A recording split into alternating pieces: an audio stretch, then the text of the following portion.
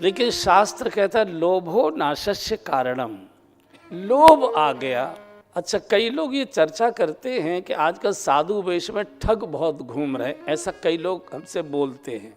हमने कि क्या ठग लिया? बोले नोट दूना करने के लिए और हमारा जेवर ले गए, ऐसा कर दिया वैसा कर दिया, ऐसे बहुत सारे ठग होते हैं। सत्य ये है कि साधु तो पीछे ठग था, उससे बड़े ठग हम थे। जब आप बिना परिश्रम के सोना दूना करवाओगे, बिना परिश्रम के रुपया दुगुना चौगुना करवाओगे, तो ठग और ठग की लड़ाई है ये। तो हमेशा नियम है कि कमज़ोर ठग हार जाएगा, ताकतवर ठग जीत जाएगा। उसकी आलोचना मत करिए, आप अपनी ठगी के मानसिकता को बदलिए। बिना पसीना बहाए, बिना परिश्रम किए आप अगर अपने रुपया पैसा जेवर को दुगना करना चाहते हैं तो वो तो कुश्ती है। चालाक जीत जाएगा, दाव मार देगा, मूर्ख हार जाएगा। बिल्कुल यही धर्मात्मा इस राजा के साथ हुआ। कपटमूली मिल गया। क्या चाहते हो? बोले जरा मरण दुख रहित तन समर जिते जन कोय, एक क्षत्र रिपुहीन मही राज्य कल्प सत होए। मैं बूढ़ा न हूं, चलो ये तो मान लिया, आजकल ऐसे कैप्सूल आ गए हैं कि बुढ़ापा आने नहीं देते, लेकिन मैं मरूं नहीं। विधाता की सृष्टि में जिसने जन्म लिया है उसको मरना ही है। सभी को मरना, जिसने जन्म लिया है। भगवान राम ने जन्म लिया, उनको भी मरण हुआ। भगवान कृष्ण ने जन्म लिया, उनको भी मरण हुआ। उनके पिताजी माताजी को भी मरण हुआ। ये कहता मैं मरूं नहीं, जरा मरण, बीमार न हूँ, दुखी न हूँ, जरा मरण दुख रहे तब समझ मुझे युद्ध में कोई जीत न पाए। चलो ये भी मान लिया। एक छत्र रिपुहीन में राज कल्प सत, 100 कल्पों का मुझे राज्य मिले। सतयुग, त्रेता, द्वापर, कलयुग, जब चारों पूरे हो जाते हैं उसको एक कल्प कहते हैं। ये कह रहा है 100 कल्प, 100 कल्प। कल्पना कर सकते हैं, यानी 400 युग, 400 युग सृष्टि की रचना से लेकर प्रलय तक मेरा राज्य हो। तो ठग ठग की लड़ाई थी और उसी ठग ने इनको धोखे में लेकर राक्षस बना दिया। यही धर्मात्मा राजा प्रताप भालू रावण बना। इसका छोटा भाई अरिमर्दन वो कुंभकर्ण बना। इसके जो बेटे बाटे नाती पोते जो कुछ भी परिवारी जन थे सब इसके पुत्र प्रपौत्र और बाकी सब रिश्तेदार बने।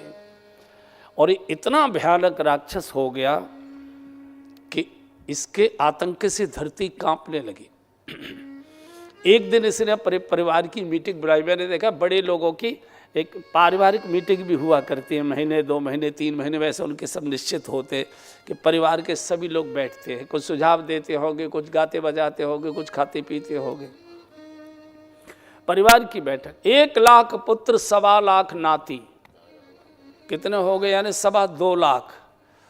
और फिर व्यवस्था में सैनिक और सेवादार लगे होंगे, कितनी भीड़ होगी कल्पना करो। मुझे लगता है वोट क्लब पर भी इतने लोग नहीं आएंगे। 1 लाख पुत्र 1.25 लाख नाती। तो खड़ा हो गया ये प्रताप भानु, कहा मेरा आदेश है, जय विद होय धर्म निर्मूला, सो सब करो वेद प्रतिकूला, नगर गांव पर आग लगावो, जाओ पूरी ब्राह्मणों की बस्तियां उजाड़ो, स्त्रियों के गर्भ गिराओ, साधु महात्माओं की हत्या करो, गौओं का रक्त बहा दो, यज्ञ की शालाओं में मांस और रुधिर भर दो, मंदिरों के शिखर ढहा दो, मूर्तियों को खंडित कर दो। मुझे कहीं भी धर्म का दर्शन नहीं होना चाहिए। इतना धर्मात्मा व्यक्ति कपट मुनि के षड्यंत्र में फंसकर अगले जन्म में कितना भयानक राक्षस बना है। आदेश हो गया और इसके सभी पुत्र पपरौत सब हाहाकार मचाने लगे, भगदड़ मच गई, देवलोकों में भगदड़ मच गई। धरती ने गाय का रूप धारण करके देवताओं के यहाँ जाकर रोई है, महाराज मेरी रक्षा करो, पाप भूमि से भारी, मैं सारी सृष्टि के भार को सहन कर सकती हूँ, लेकिन पाप मुझसे नहीं सहा जा रहा है, मेरी रक्षा करो। देवताओं का देवी तुम अपना रोने रोना आई हो, हम तो देवलोक कब के खाली कर चुके हैं, जब मेघनाथ ललकार कर आता है तो हम तो कंदराओं में गुफाओं में घुस जाया करते हैं।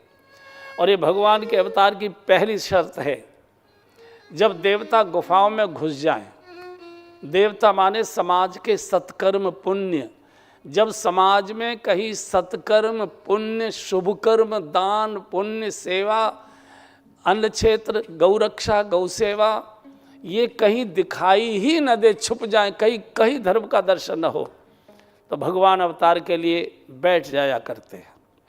ये ऋषि मुनियों के यहाँ गए, ऋषि मुनियों ने कहा देवी तुम आई हो, पूजा पाठ घंटे घड़ियाल कथा कीर्तन करना तो बहुत बड़ी बात है, हम तो कुटिया में बैठकर चिंतन मनन भी नहीं कर सकते, हर समय डरे रहते हैं कि कब मेघनाथ आ जाए और कब हमारी जटाओं को पकड़कर खींच कर ले जाए। ये भगवान के अवतार की दूसरी शर्त है। ये जो साधु संत होते हैं समाज के चिंतक और विचारक, जब समाज के चिंतक और विचारक मौन हो जाए कि कुछ भी बोल दिया तो तुरंत ईडी आ जाएगी, कुछ भी कह दिया तो तुरंत पुलिस पकड़ कर ले जाएगी, केस लगा देगी, कोई बोल ही ना पाए, घुटते ही रहे सब सज्जन लोग। और फिर ये ब्राह्मणों के पास गई, उन्होंने भी हाथ जोड़ दिया, कुछ हम नहीं कर सकते। तो सब लोगों ने कहा कि चलो, देवताओं ने इकट्ठा होकर कहा कि चलो भगवान से मिलते हैं, अब तो भगवान ही रक्षा कर पाएंगे, अब कोई बचा नहीं पाएगा।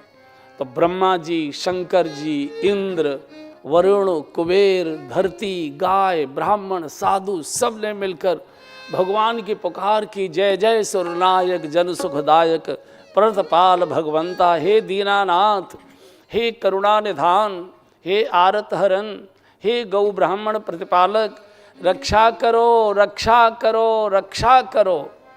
और जब सब करुण सुरों से सबने भगवान की पुकार की, आकाशवाणी घोषणा करती है, हे ब्रह्मा जी, हे शंकर जी, हे इंद्र, हे देवताओं, हे धरती, हे गाय, हे ब्राह्मणों, हे साधु महात्माओं, जन डर पहु मुनि सिद्ध सुरेसा,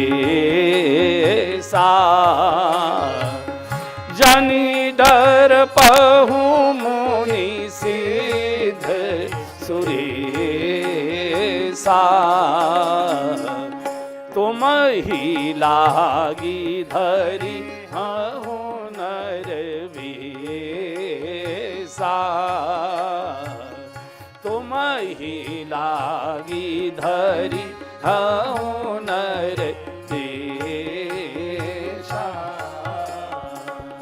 अंशन सहित मनुज अवतारा, अंशन सहित मनुज अवतारा,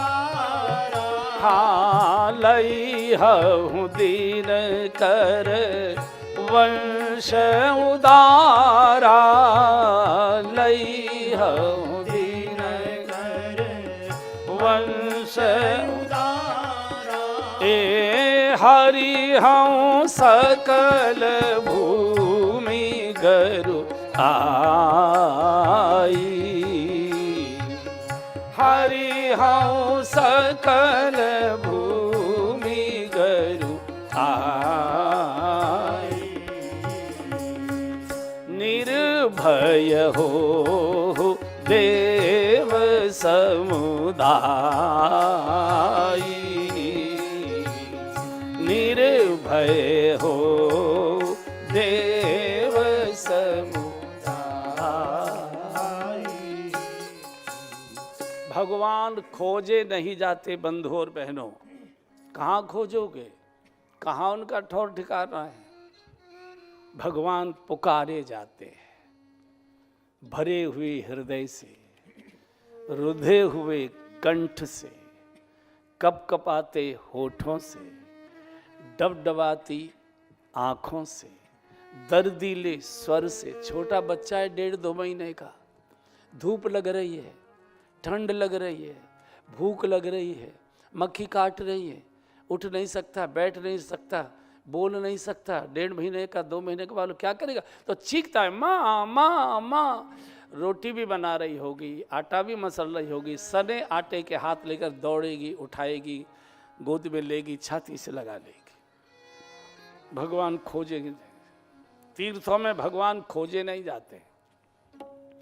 तीर्थों में भगवत प्राप्ति कराने वाले महापुरुष खोजे जाते। संत हैं, कोई महापुरुष हैं, कोई भजनानंदी है, उनके चरणों में बैठकर हम भगवत प्राप्ति का साधन प्राप्त करते हैं कि कैसे भगवान मिल सकते हैं, भजन में कैसे प्रवेश हो सकता है। तीर्थों में रहने वालों को भगवान वहाँ नहीं मिलेंगे, वहाँ भगवान की प्रतिमाएं मिलेंगी और भगवत प्राप्ति कराने वाले महापुरुष मिल जाएंगे कि बेटा ऐसे पाठ करो, ये पूजा करो, ये देखो जीवनचर्या करो, ऐसा अशुभ खाओ पियो ये बंद करो, पुकारो दिन और रात, ये मंत्र ले लो, आपको भगवत अनुभूति होगी, भगवत प्राप्ति होगी।